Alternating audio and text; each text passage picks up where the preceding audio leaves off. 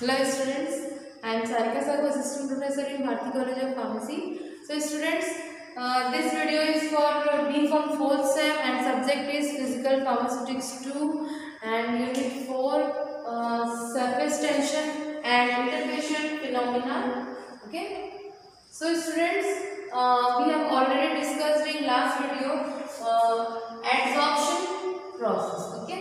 तो एब्जॉर्प्शन जो हमने देखे थे कि जो फोर्सेस लगते हैं एब्जॉर्प्शन यानी कि जो सरफेस पे जो मॉलिक्यूल जो आके रुकते हैं, ठीक है, तो उसमें जो फोर्सेस लगते हैं तो वो टाइप्स के थे, ठीक है, फिजिसॉर्प्शन एंड केमिसॉर्प्शन, ठीक है। तो हमने इफेक्ट ऑफ हीट की बात कर रहे थे हम, इफेक्ट ऑफ हीट, ठीक है। तो जो इफेक्ट ऑफ हीट है, ठीक है, अट्रैक्शन फोर्स जो है वो इसमें डिक्रीज होता है, ठीक है। जैसे कि हम यहाँ पे अगर हम हीट अप्लाई करते हैं, क्योंकि ये हमारा सरफेस है, सरफेस पे जो मॉलिक्यूल्स यहाँ पे आके रुके हैं ड्रग पार्टिकल्स, ठीक है, तो जब हम हीट अप्लाई करते हैं, ठीक है, तो उसकी जो फोर्सेस है वो वीक हो जाएंगे, ठीक है। तो जो फोर्सेस है वो और जो अट्रैक्शन फोर्स है वो भी डिक्रीज हो जाएगा, ठीक है। तो इफेक्ट ऑफ हीट में वो वीक हो जाएगा, ठीक है, उनका जो फोर्स है वो डिक्रीज हो जाएगा, ठीक है। और वहीं अगर हम केमिसॉर्प्शन में अगर हम देखें तो यहाँ पे सरफेस को पेंट कर देंगे, तो यहाँ पे जो जैसे ही हम हीट अप्लाई करते हैं तो एडहेसिव फोर्स जो लगता है इसमें, ठीक है, तो हीट अप्लाई करते हैं तो ये जो फोर्स है वो क्योंकि हम इसको पेंट कर दिए, ठीक है, तो वो और अच्छे से एब्जॉर्ब हो जाएंगे, ठीक है। तो इसमें ये अट्रैक्टिव फोर्स जो है वो और इंक्रीज हो जाएगा, केमिसॉर्प्शन में ये इंक्रीज हो जाएगा, ठीक है। तो ये हो गया इन दोनों को याद करने का तरीका, ठीक है। आप इफेक्ट ऑफ हीट रिमूवल और लेयर फोर्स ऑफ अट्रैक्शन, तो उनके अंदर फिर बॉन्ड्स क्या लगते हैं, सरफेस एनर्जी उनकी क्या होती है, ठीक है। तो ये इतने पॉइंट्स आप उसको अच्छे से याद कर लीजिए और ये आपको लिखने के लिए हेल्प करेंगे, ठीक है। तो केमिसॉर्प्शन फिजिसॉर्प्शन क्या होता है ये हम समझ गए हैं, ठीक है। अब नेक्स्ट टॉपिक हम देखते हैं and this is the last topic for this unit, adsorption isotherms, ठीक है। तो हम स्टार्ट करते हैं।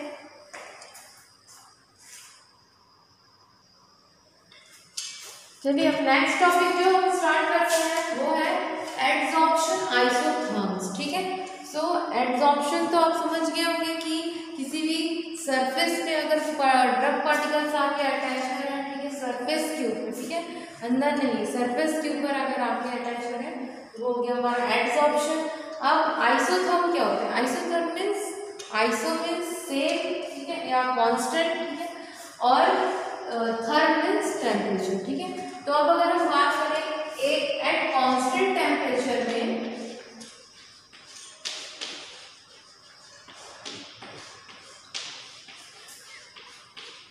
ठीक है, at constant temperature we are plot a graph, ठीक है, between pressure and concentration of adsorbent, ठीक है। तो मैंने आपको अभी बताया था, ठीक है, कि एक होता है आपका, ठीक है, ये हो गया आपका एडसॉर्बेंट, ठीक है, ये हो गया आपका एडसॉर्बेंट, ठीक है।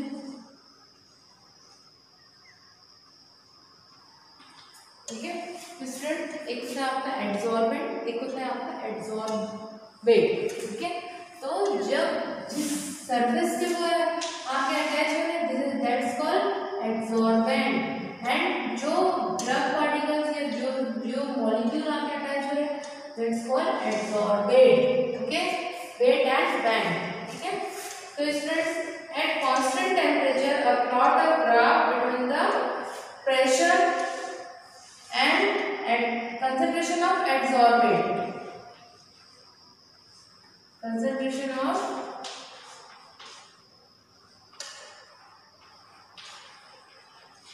adsorbate, okay. So plot a graph between pressure,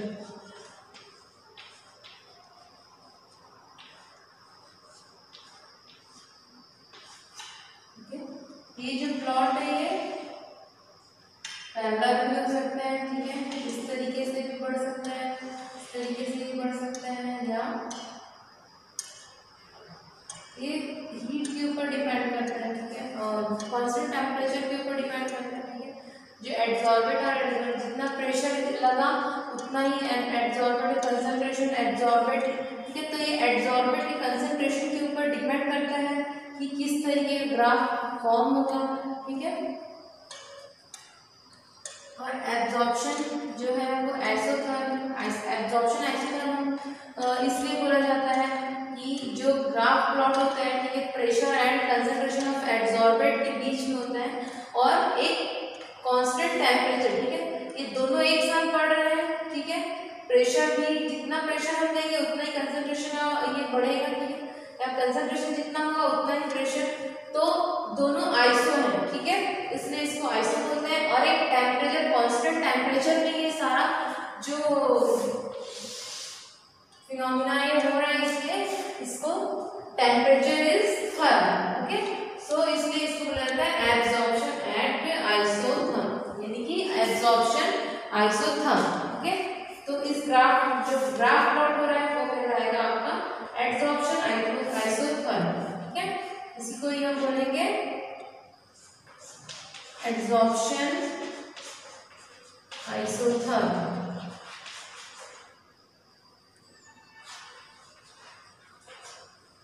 ठीक है, एब्जॉर्प्शन आइसोथर्म, ओके। ये हो गया आपका एब्जॉर्प्शन आइसोथर्म।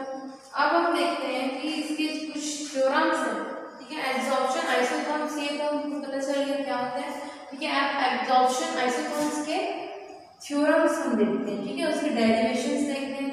तो जो थ्योरम्स हैं, ठीक है, दो थ्योरम हुए, ठीक है, टू टाइप्स के theorem is two types, one is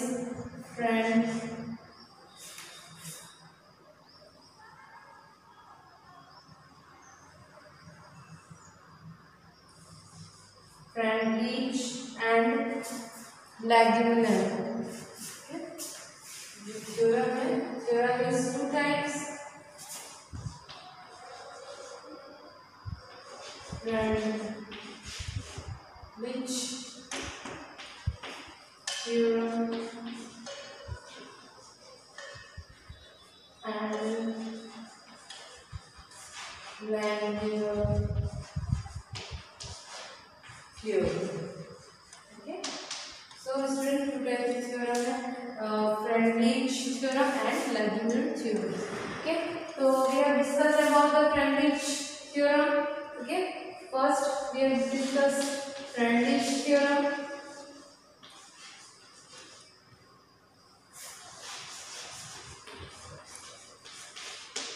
Freundlich adsorption theorem,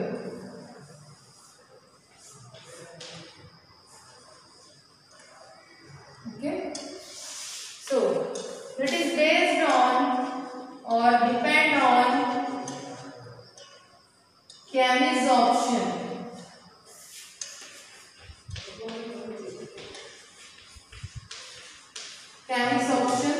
theory, adsorption theory, okay, based on chemisorption adsorption theory, okay. So students, we have discussed, okay. So this is adsorbent and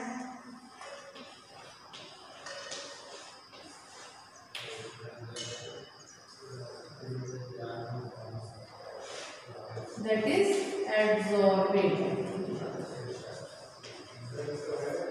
okay.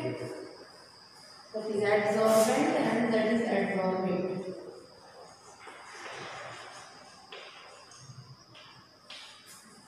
So अब ये जो adsorbent है, ठीक है, इसमें इसका जो मास हम लेते हैं, ठीक है, mass of bed is m, okay, and mass of weight is x, okay. ये हो गया आपका जो एब्जॉर्बेट है उसका mass x and there variable is m, mass of absorbent, okay. ये हो गया mass of absorption and mass of absorbent, okay. तो इसका जो फ्रैक्शन अगर हम देखें, ठीक है, फ्रैक्शन इसका हो जाएगा x upon m equals to fraction of absorption, okay, fraction of absorption. अब मान लीजिए ये 2 किलो, यहाँ पे हमने जो एब्जॉर्बेंट लगाया है, एब्जॉर्बेंट हमने जो लगाया है वो 2 है और जो मास है इसका एब्जॉर्बेंट है वो 5। ये क्या हो गया 2/5, ठीक है।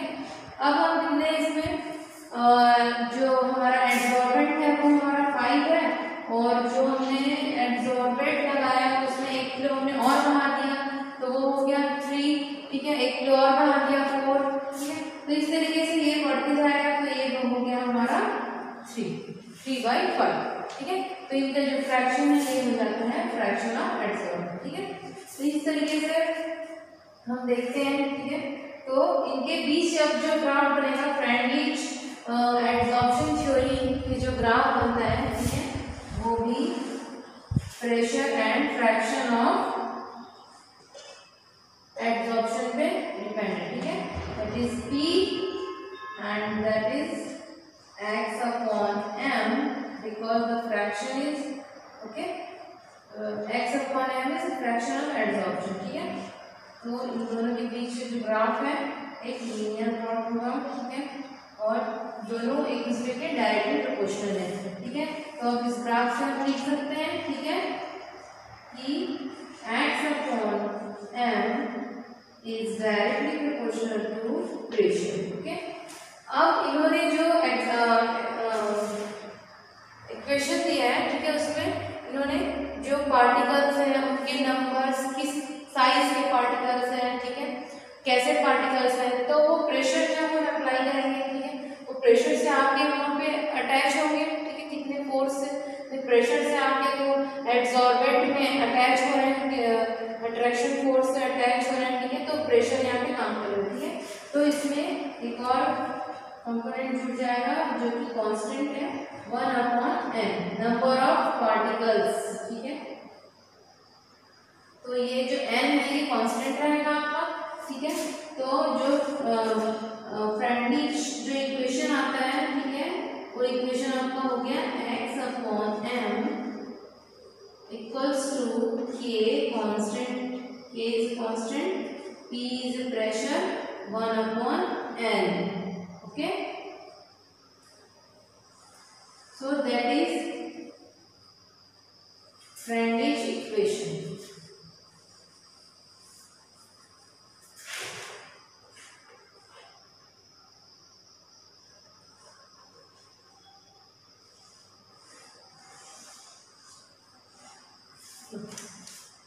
so that is a Freundlich equation, okay, and this is a Freundlich absorption theory graph, okay, and there are derivation, okay। तो ये तो था हमारा Freundlich absorption theory, okay. Next हम देखते हैं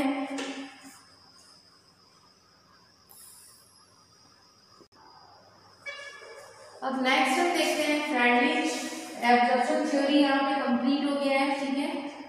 नेक्स्ट अब हम देखते हैं सेकंड जो थ्योरम है that is Langmuir absorption theory,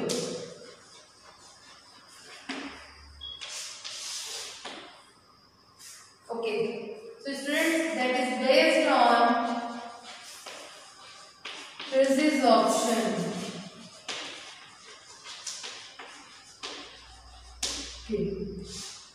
okay, that is based on Fritz's option and then Freundlich is based on Cammy's option, okay। Cammy's option का आपको याद है कि कौन कौन से बॉन्ड लगते हैं क्या है, ठीक है। Cammy's option में आपके covalent bond and ionic bond is here and in option is van der Waals force, attraction force, and hydrogen bond is here. Okay, and physics option is weak bond, and chemics option is strong bond. Okay, the particles are attached.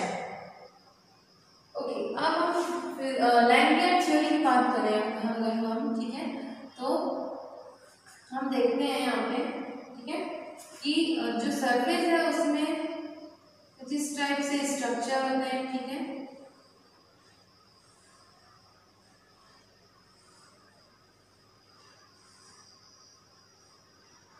ठीक है, तो ये जो खांचे बने हुए हैं, ठीक है, इनको हम एज्यूम करते हैं एक्टिव साइट, ठीक है, जहां पे ये हमारे जो एब्जॉर्प्शन के लिए जो पार्टिकल, एब्जॉर्प्शन के जो पार्टिकल हैं वो आके यहाँ पे अटैच होते हैं, ठीक है, तो ये जो खांचे बने हैं हम उसको एक्टिव साइट एज्यूम करते हैं, ठीक है, जहां पे ये जो पार्टिकल है वो आके स्टिक होते हैं, ठीक है, पार्टिकल स्टिक। ओके, तो ये जो वॉइड है, ठीक है, वॉइड वॉल्यूम में अब खाली जगह है, ठीक है,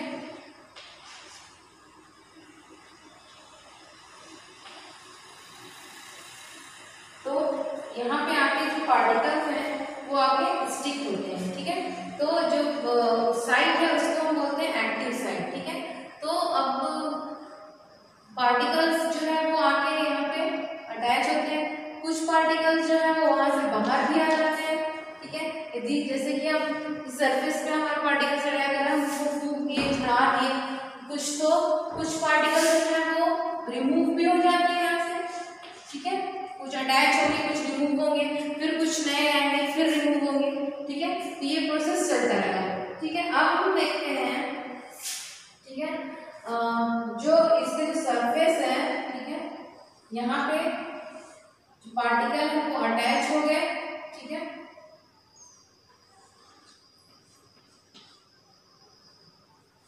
okay,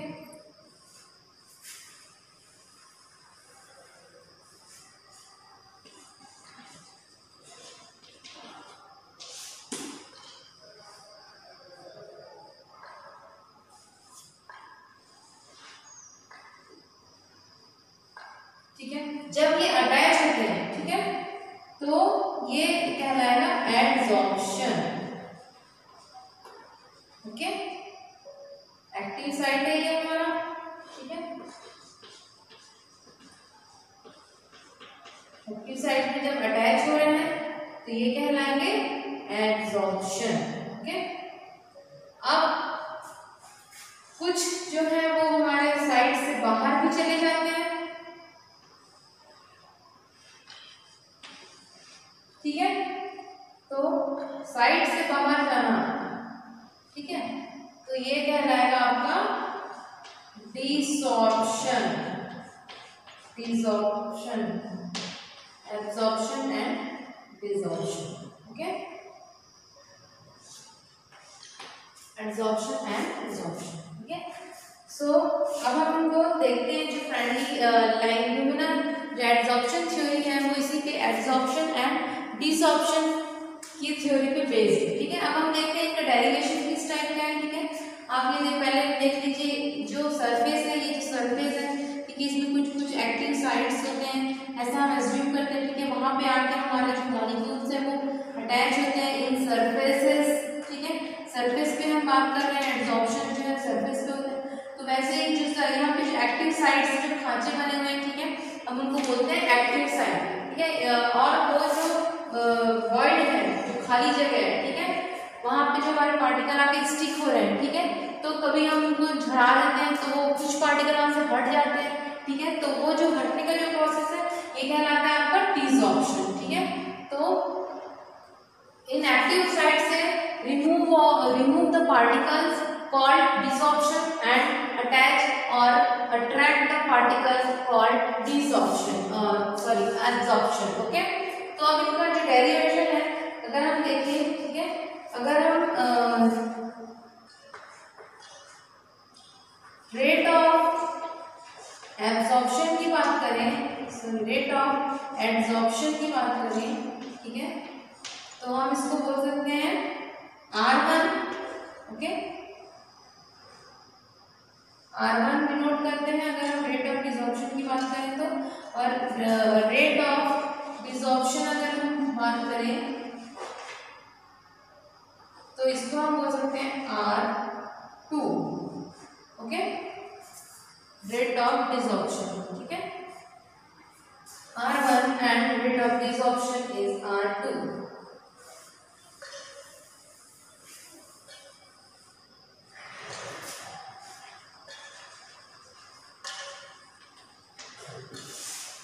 Okay, that is R2. अब हम इसको डिराइव करते हैं, ठीक है। अब देखिए जो खाली जो यहाँ पे जगह है, ठीक है, यहाँ पे तो जो फेल हो गया वॉल्यूम, ठीक है, डिपेंड एब्जॉर्प्शन, ठीक है, ये जो खाली जो जगह है, ठीक है, वो डिपेंड करती है एब्जॉर्प्शन पे, ठीक है, तो यहाँ पे आके अटैच हो गए पार्टिकल्स, ठीक है, तो जरूरी नहीं है सभी में आके अटैच है, कुछ तो भी वॉइड रहेंगे, ठीक है, तो जो खाली रहने का जो रेट है, ठीक है, तो अगर वो डिपेंड अपॉन द जो ये खाली है, ठीक है, वो डिपेंड करेंगे एब्जॉर्प्शन पे, ठीक है, और जो फिल हो गए तो वो डिपेंड करेंगे डिसॉर्प्शन पे, ठीक है, तो थीटा जो है वो फील्ड, ठीक है, एंड 1 माइनस थीटा हम एज्यूम करते हैं वैकेंट के लिए, ठीक है, जो खाली है उसके लिए हम 1 माइनस थीटा एज्यूम करते हैं, ठीक है, और जो फील्ड है यहाँ पे जो ये खांचे हैं, जो एक्टिव साइट है, ठीक है,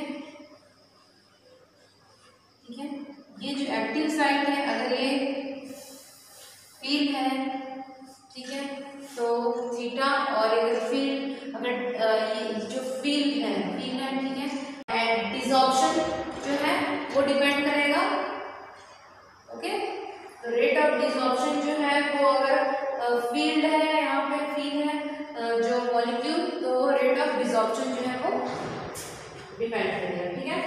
तो नेक्स्ट हम देखते हैं, अगर ये फील्ड है, ठीक है, तो थीटा एज्यूम करते हैं, और अगर ये वैकेंट है तो 1 माइनस थीटा हम एज्यूम करते हैं, ओके। अब इसका डेरिवेशन जो है हम देखते हैं,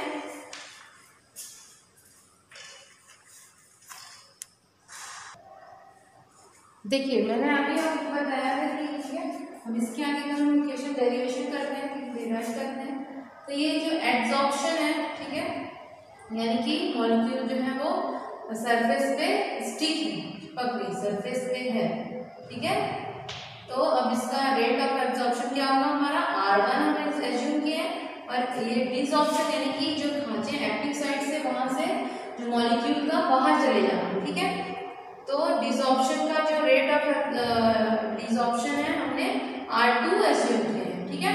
तो अब हम देखते हैं इसमें क्या क्या हो रहा है, इसकी इक्वेशन कैसे डिराइव होगा, R1 is directly proportional to 1 माइनस थीटा इंटू पी, ठीक है, तो यहाँ पे आके किसी सतह पे चिपकने के लिए उसको कोई ना कोई फोर्स लगेगा, प्रेशर लगेगा, तभी वो आके चिपक रहा है, ठीक है, तो यहाँ पे हम P को लेंगे, ठीक है, देन 1 माइनस थीटा जो है, 1 माइनस थीटा जो है ये रेट ऑफ एब्जॉर्प्शन पे डिपेंड करेगा, ठीक है, अगर वो वैकेंट है, कितना वैकेंट है, तभी वो, अगर वो खाली है तभी आपके आके मॉलिक्यूल वहां पे अटैच होंगे, ठीक है, तो 1 माइनस थीटा जो है वो रेट ऑफ एब्जॉर्प्शन पे डिपेंड है, ठीक है, तो रेट ऑफ एब्जॉर्प्शन जो है वो डायरेक्टली प्रोपोर्शनल होगा, कितना वैकेंट है जगह, तभी तो आपके वहां पे मॉलिक्यूल अटैच होंगे, ठीक है, तो ये 1 माइनस थीटा जो है यहाँ पे एब्जॉर्प्शन के लिए डायरेक्टली प्रोपोर्शनल, ठीक है, तो rate of absorption R1 is directly proportional to 1 माइनस थीटा इनटू प्रेशर, ठीक है, P। अब यहाँ पे देखते हैं हम डिसऑर्प्शन में, rate of desorption is R2, so R2 is directly proportional to theta, only theta, ठीक है, तो थीटा हम इसके लिए जो थीटा था वो हमारा फील्ड एक्टिव साइट है, ओके, फील्ड एक्टिव साइट है थीटा जो है, ये जो एक्टिव साइट है ये हमारा ये फील्ड है, कितना फील्ड है उससे हमको पता चलेगा डिसऑर्प्शन, ठीक है। फील्ड होगा तभी तो हमको पता चलेगा ना कितना डिसऑर्प्शन है। वो फील्ड जो है वो बाहर जाएगा तभी हमको डिसऑर्प्शन का क्या है, कितना रेट है वो हमको पता चलेगा। इसलिए ये डायरेक्ट प्रोपोर्शनल किसके है, थीटा के, ठीक है। और जो ये पी है प्रेशर का यहाँ पे जरूरत नहीं है, डिसऑर्प्शन मॉलिक्यूल को बाहर जाने के लिए कोई प्रेशर नहीं चाहिए, ठीक है, वो तो अपने से ही उठ के बाहर हो जाएगा, ठीक है। तो नेक्स्ट ये हो गया हमारा फॉर्मूला, ठीक है। अब हम इसको आगे डिराइव करते हैं, ठीक है। तो ये हो जाएगा आपका R1, अगर ये डायरेक्ट प्रोपोर्शनल हटा देते हैं हम तो यहाँ पे कांस्टेंट जो है वो K रखते हैं। This is the rate absorption constant K, then 1 माइनस theta P, okay, and there here is R2 equals to K theta, okay. तो हम इसको R2 मान लेते हैं और इसको हम K2 मान लेते हैं और इसको कांस्टेंट 1 मान लेते हैं, okay. So next is R1 equals to K1 P minus K1 theta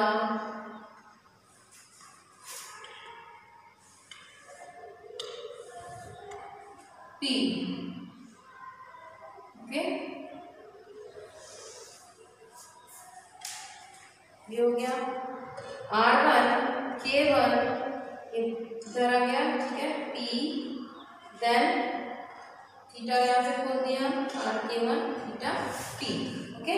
यहाँ पे आपका हो गया इक्वेशन, इसको यहाँ पर लिया हमने R2 equals to K2 theta, अब दोनों साइड हो गया हमारा, ठीक है। अब हम यहाँ पर एट इक्विलिब्रियम अगर देखते हैं, ठीक है, at equilibrium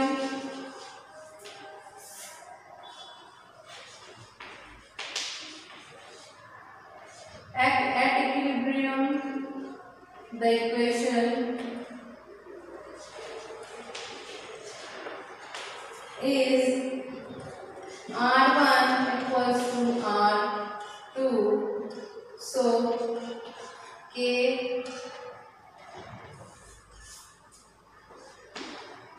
K1 P minus K1 theta P equals to K2 theta, okay. So K1 P equals to K2 theta plus K1 theta T, okay. So next is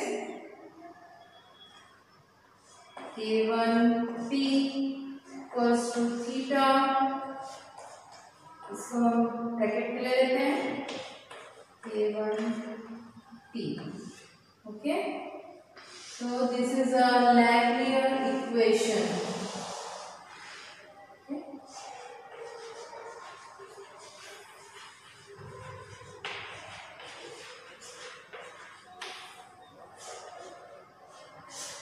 So students, this is a Lagrange equation, okay.